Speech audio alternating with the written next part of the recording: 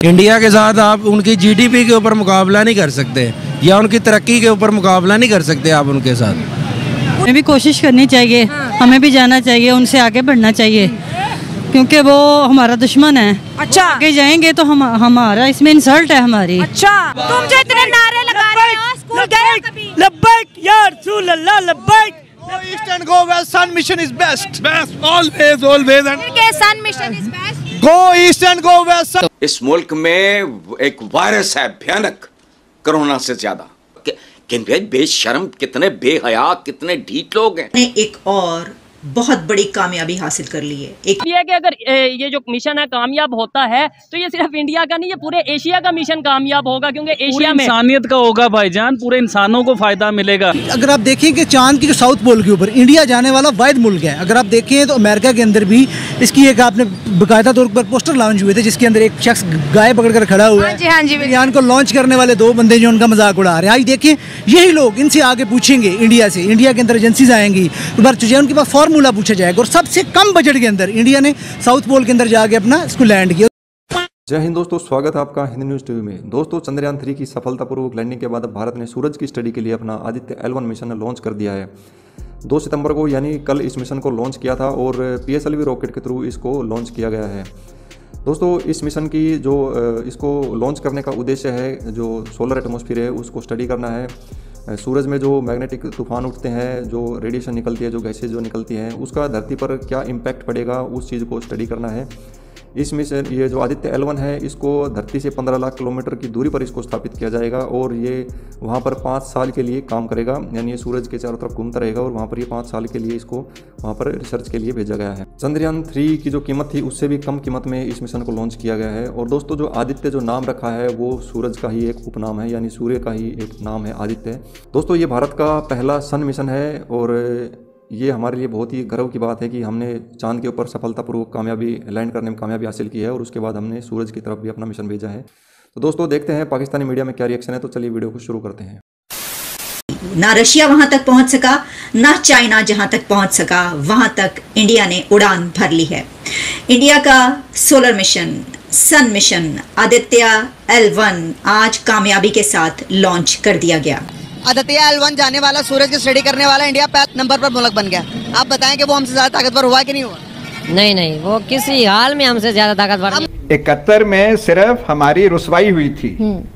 वो किस शायर, अजीम शायर ने कहा था कि इज्जत तो आनी जानी चीज है, रुसवाई होती है तो भूल जाते हैं। मैं आपसे दरखास्त करता हूँ ये नाटक और कॉमेडी शो जारी रखिए। कि पाकिस्तान को अपनी डायरेक्शन चेंज करना होगी, हर सूरत चेंज करना होगी। इस वक्त जो पाकिस्तान के हालात हैं वो तो कहीं का नहीं छोड़ेंगे क्या, छोड़ ही नहीं रहे। अब तो सब सामने आ गया। तो लाल टोपी के घर फोन करके पूछो कहीं हॉस्पिटल में तो नहीं है, इंटेंसिव केयर में वो है, मतलब चंद्रयान मांग रहा था फिर उसके बाद आज नहीं, मतलब देख लो, शायद हो सकता है वो कहीं इंटेंसिव केयर में ऐसे हाथ पकड़ के बैठा होगा बेचारा। पूरे पाकिस्तान में लोग तकलीफ में है, बिजली के बिलों की वजह से भी और महंगाई की वजह से भी घर में राशन तक नहीं खरीद पा रहे। देखिए, अगर आप कुछ नहीं कर सकते और आप सिर्फ मजीद महंगाई बढ़ा सकते हैं तो मैं समझती हूँ कि ये इंतहाई इनकॉम्पिटेंट लोग हैं। टेक्नोलॉजी में तो अब फासला ऐसा गैप है ये कि जिसको आप पूर्ण कर ही नहीं पाएंगे जब तक आप इंडिया की मदद नहीं लेते, जब तक आप उनकी साइंस और टेक्नोलॉजी से अपना इल्म हासिल नहीं करते। आप जबरदस्ती किसी को कलमा पढ़ा सकते हैं? जी, जबरदस्ती पढ़ा सकते हैं किसी को? हम उसको अपने ईमान का उसूल बताएंगे कि हमारा दीन क्या है, तो जबरदस्ती पढ़ाएंगे। अगर वो ना माने तो उसको प्यार से समझाओ। अच्छा। अगर प्यार से ना माने तो फिर तलवार से समझाओ। इससे ये पूछोगे अगर ढक्कन, तो ये पता है महंगाई क्या होती है। पाकिस्तान का अलमिया ये है कि इस मुल्क को जो भी हुक्मरान मिला, चाहे वो फुल टाइम हो या निगरान, उन्होंने सिर्फ और सिर्फ इलीट क्लास की नुमाइंदगी की है और उन्हीं के मुफादात का तहफ़्फ़ुज़ किया है, जबकि पाकिस्तान के गरीब आवाम का सिर्फ और सिर्फ खून निचोड़ा है। ये हिंदू मुसलमान का, मैं उस जज्बे की बात कर रहा हूँ। उस जज्बे से क्या होगा? वो जज्बे से क्या होगा? कुछ से बहुत कुछ होगा जब उनसे मुकाबला करेंगे। तो इस मुल्क में एक वायरस है भयानक, कोरोना से ज्यादा। कितने बेशर्म, कितने बेहया, कितने ढीठ लोग हैं। क्या करते हो? मैं जी तालिब इल्म हूँ, दरसे निज़ामी कर रहा हूँ। मदरसे में पढ़ते हो, बहुत जबरदस्त यार। क्या लगता है कि आपको कि चांद पर जाना सही है? जो नॉन मुस्लिम जा रहे हैं, अभी इंडिया चांद पर चला गया, चांद पर जाके वो स्टडी कर रहा है, क्या कहना चाहेंगे इस बारे में? सबसे बड़ी बात तो ये है, चांद पर जाना बड़ी बात नहीं है। अच्छा। चांद को कदमों में बुलाना बड़ी बात है। अच्छा। हमारे नबी अलैहिस्सलातु वस्सलाम ने चांद को कदमों पे बुलाया ये जो बाहर वाले मुल्क वाले हैं, जान पे जाना बड़ी बात नहीं है। हाँ जी, वो नबी ने बुलाया ना, वो तो नबी की बात है, इंसान की बात कर रहे हैं हम। आज वो इंसानों ने मेहनत करके वो चांद पर चले गए हैं, हम कहाँ पर हैं? क्या हम जा सकते हैं चांद पर? पाकिस्तान जा सकता है चांद पर?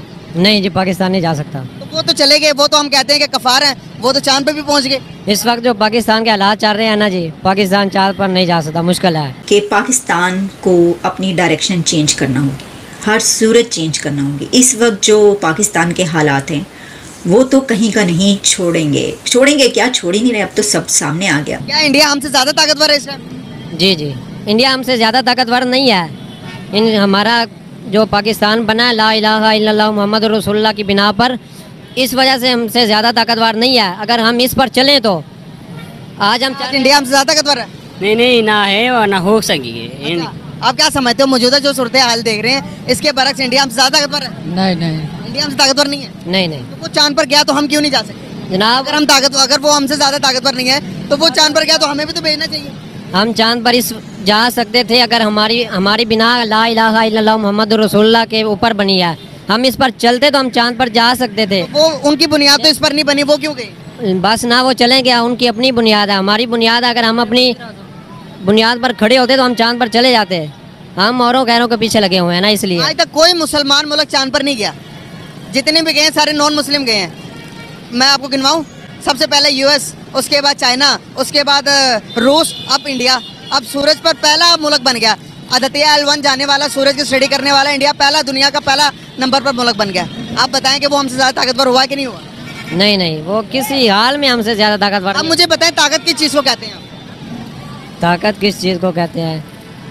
मतलब कि एक इंसान दूसरे इंसान से कोई काम अच्छा कर जाए, उसे ताकत कहते हैं। तो वो हमसे अच्छा ही काम कर रहे हैं ना, फिर तो ताकतवर हुए ना।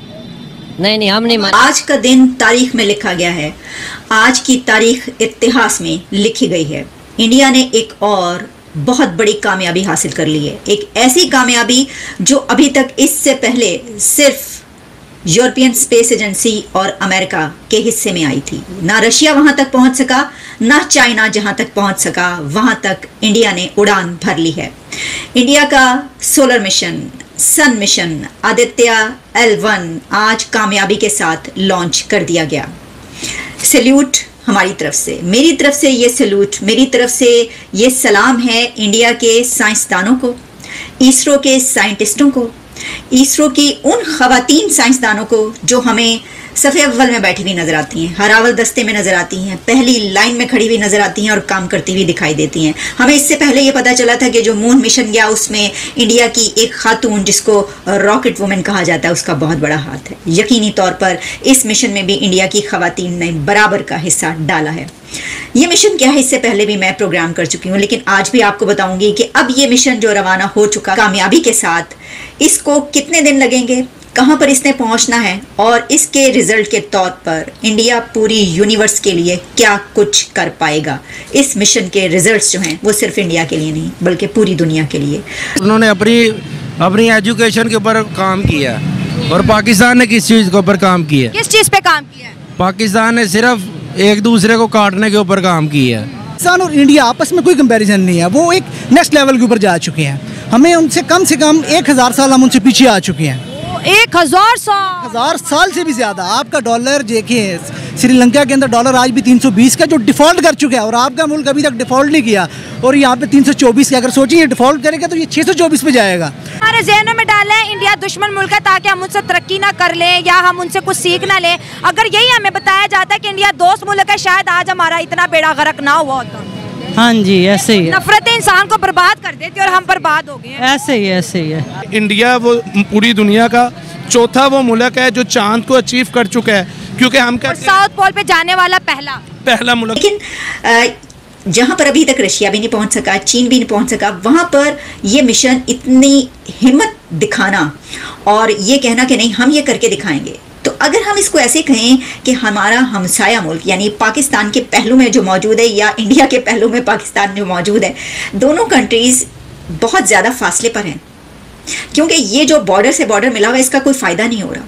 इसका कोई फ़ायदा इसलिए नहीं हो रहा, देखिए फासला तो मतलब 0 और 100 का है अगर देखा जाए इस तरीके से। कहाँ पाकिस्तान 1 पर खड़ा है अभी साइंस और टेक्नोलॉजी के हवाले से, बल्कि अब तो इकोनॉमी पर भी 0.29 जहां पर ग्रोथ रेट वो है इकोनॉमी की, उनकी देखिए कहां पर जा रही है 7% से ऊपर। और फिर स्पेस और टेक्नोलॉजी में तो अब फासला ऐसा गैप है ये कि जिसको आप पूर्ण कर ही नहीं पाएंगे जब तक आप इंडिया की मदद नहीं लेते, जब तक आप उनकी साइंस और टेक्नोलॉजी से अपना इल्म हासिल नहीं करते, अपने नौजवानों को उनके साथ इंटरेक्ट नहीं करवाते, जब तक आप दोस्ती का हाथ नहीं बढ़ाते, जब तक आप ताल्लुकात बेहतर नहीं करते, तब तक अब उस जगह पर पहुंचना बहुत मुश्किल है आपका। इसकी वजह यह है कि आप और हम साइंस और टेक्नोलॉजी में बहुत पीछे हैं।